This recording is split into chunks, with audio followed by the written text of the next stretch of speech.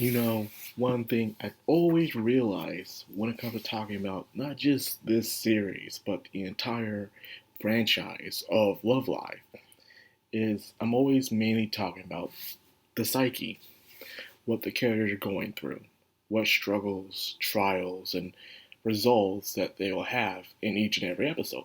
It always seems that's the main thing I'm always talking about, from Sunshine all the way up to now. Every single time. Not about the main plot, and the main plot is important, but I feel like the most important thing are what these characters are going through and what they find at the other side of the rainbow, I would say.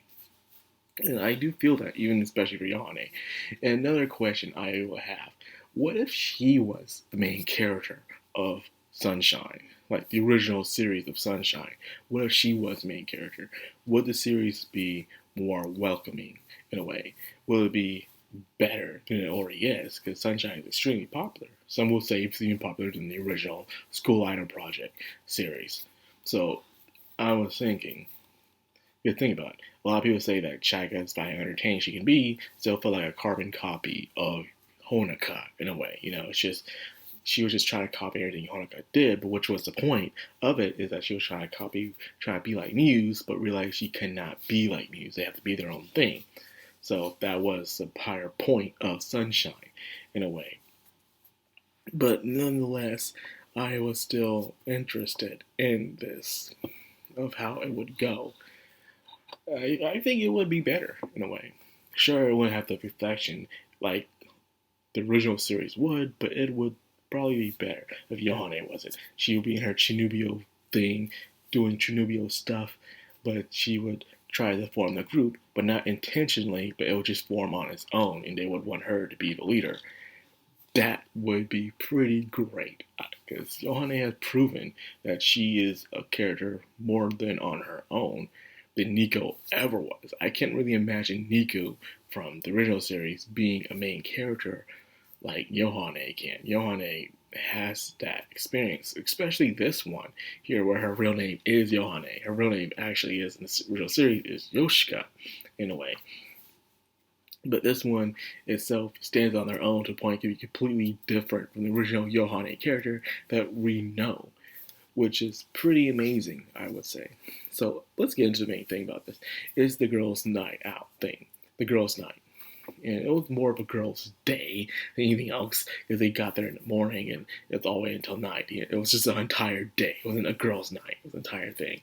But anyways, none of them never really experienced this thing because in small towns and islands and places like that, you're mainly busy. You're working all the time. There's more work and then less play. How it is. You can see these girls are probably young adults or teenagers, and they already have jobs and stuff like that. Being a delivery person, repairman, um, serving at an inn, owning a shop, they're already doing this at this young age because you get out to work, you don't got time to play, only until you're done your work. So there's that. Now, so they probably never had the chance to do something like this. So here they are doing it. So YOHANE was going around, since she was in charge of organizing the entire event, she felt like this is the first time in a long time people truly put their faith into her. It's her full-on responsibility. So she wants to give it her more than 100% in all of this. So she's staying up all late, just writing out plans, asking everybody what they want to do on this day. And she pretty much got it going. But, hold on. Ooh, that was itchy. Never expect everything to go as planned. This always happens when it comes to these kind of planning things, where everyone expects everything to go according to plan. And not everything can go according to plan. The main fact is, as long as everyone's enjoying themselves and everyone's happy, that's all that really matters. I've seen all kinds of episodes like this. People are playing parties, nights out, festivals, meetings, banquets. They always seem to have this big plan, but not everything goes the way it does. And even if it does, it feels kind of anticlimactic, kind of boring in a way. It's good to have some variables in your life where something comes out of nowhere and you overcome it. So that I can relate to this. There were times where I would try to plan stuff and it didn't go the way it does, and then we end up having a good laugh about it, a nice time out and stuff. And so it's relatable, I would say. She's there, she has this thick brochure or pamphlet, whatever you want to call it. It's just a book, man. That's what it is, a book. You know, of all the things they want to do in one day. And they went to the beach, played the watermelon game. We got the end. Of course, YOHANE was just overwhelmed with everything to the point where the last thing that got her was seeing Tall Ruby.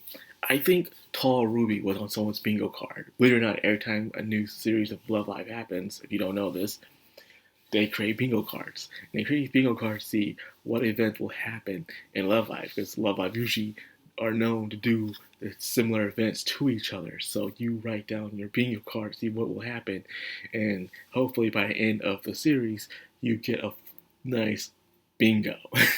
That's the point of it. So anyways, Tall Ruby was on someone's bingo card, so congratulations. Of course, Beach episode was going to happen. Beach episode was always going to happen in most Love Live series, so congratulations to those who also got the Beach episode. YOHANE fainting. I don't know if that was on someone's bingo card, but anyways, she fainted and realized she was overworking herself, and she was even trying to the point where she was trying to do it without her little dog sister, Layla. And Layla was worried anyway and showed up. And more people are talking about this when it comes to Layla and the psyche of YOHANE.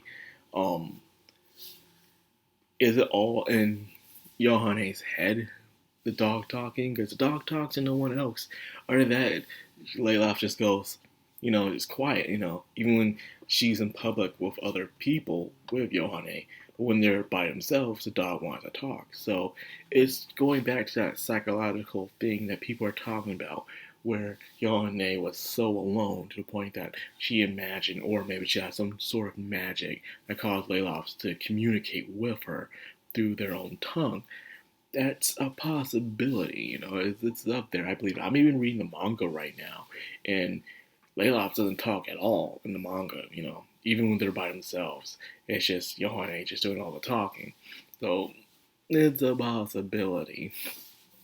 That's what's happening. A lot of people are really focused on that, as I as well. Now, there's a summer festival coming up, and they want YOHANE to sing. YOHANE, of course, is scared. This is what made her fall out, by the way. And she herself doesn't want to do that because all she knows is failure. She has the talent, but she's lacking something to truly make that talent shine. But now she wants to do it with everyone that she has become friends with. She, even to her mind, she was saying how she has found what she's been looking for, as the mom had told her to do. That was her homework, to find out what she truly wants to do and see how you can accomplish it. So it's getting close. We're in the midpoint of it all. The thing at 13 episodes. Now, the thing is, what will happen at the Summer Festival? Will some catastrophe could happen? Some messed up plans? Oh, that's a nice festival you got there. Nice performance. It'll be a shame or something evil were to happen. It usually happens in these kind of shows.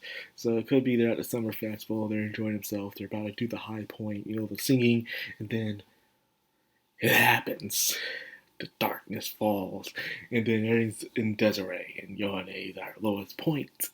And, the story goes on and on, the hero's journey, in a way. So, yeah, I like this. Something I didn't tell you is that I actually had my sister watching this. She watched the first series, like the first season of Love Live once, and she said she'd enjoyed it, but she never completed or finished the rest of it. So for the longest, I've been trying to get her to watch the rest of Love Live until I show her the YOHANE thing. Like, okay, she doesn't know that this is Love Live, so I'm going to show it to her, and I'm going to have her watch it, and I'm going to see what she feels about it. And guess what's happening? She likes it. So when it's all said and done, I'm going to tell her that this is actually a Love Live series, and you just need to go back and watch the rest of the show, for crying out loud, okay?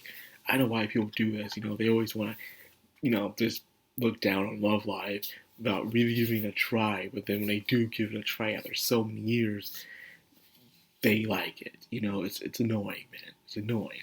But I digress. So anyways, I hope you guys enjoyed the video. If you did, like, comment, subscribe, and of course, hit that bell icon. This has been Madcrownxox on anime. Signing out.